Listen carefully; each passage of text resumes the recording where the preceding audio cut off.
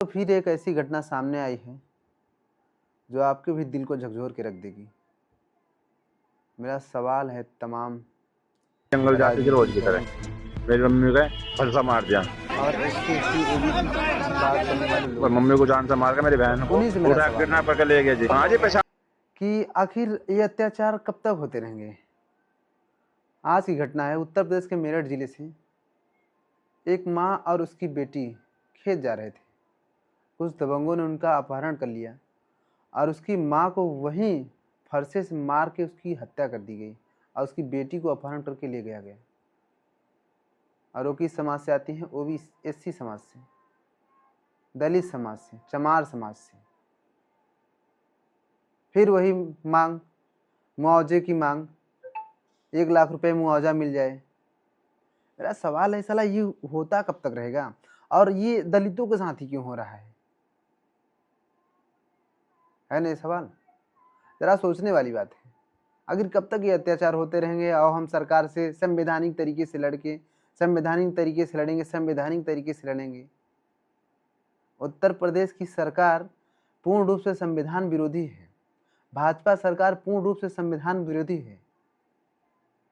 उनके अनुयायी भी यही कह रहे हैं कि अम्बेडकरवादी देश के लिए सबसे बड़ा खतरा है और अम्बेडकरवादियों में सिर्फ चमार, सिर्फ दलित चमार। लेकिन हमारे लोगों को समझ में नहीं आ रही। ये साले खुद जाके वहीं मिले हैं भोसड़ी वाले। ऐसे लोगों को क्या, अब ऐसे शब्दों का क्या ही प्रयोग करें, लेकिन क्या बताएं।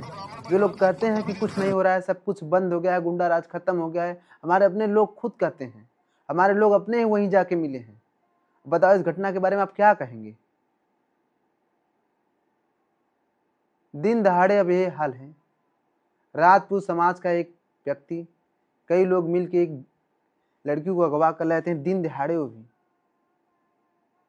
और उत्तर प्रदेश सरकार ये दावा करती है कि हमारे राज्य में सारी चीज़ें बंद हो गई है। दोस्तों ये सोचने वाली बात है। सब पार्टियां जाके मैं ये सोचता हूँ, मेरी ये चीज़ समझ में नहीं आती, आखिर चमार जिसे हम दलित कहते हैं, दलित या चमार, ये एकदम निशाने पे क्यों है? मैं एक चीज़ें बता दे रहा हूँ कि जब तक संवैधानिक तरीके से लड़ाई लड़ते रहेंगे, अत्याचार बंद नहीं होगा।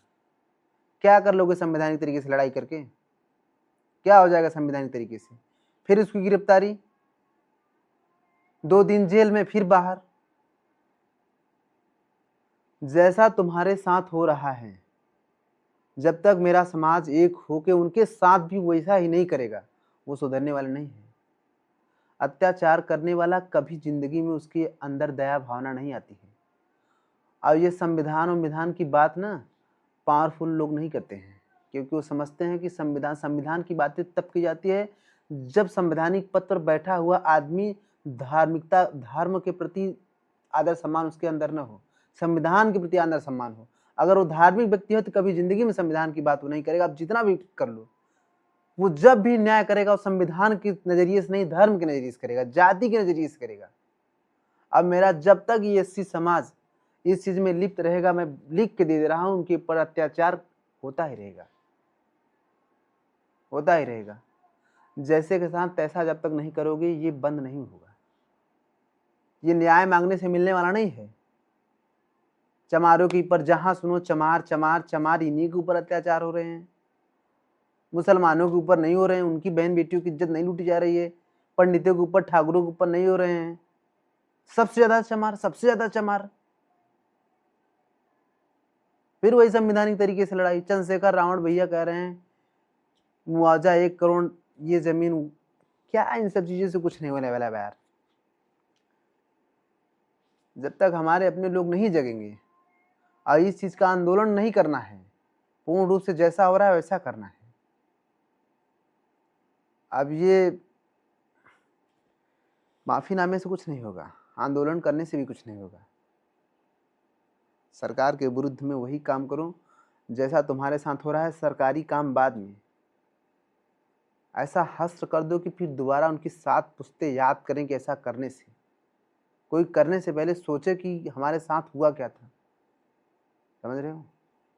समझो यार मेरे भाई, कब तक ऐसे अत्याचार सहते रहोगे यार? कब तक उन्हीं में जाके तुम मिले रहोगे, कुछ लोग पार्टी बनाएंगे, कुछ लोग साले उसी में जाके मिले रहेंगे।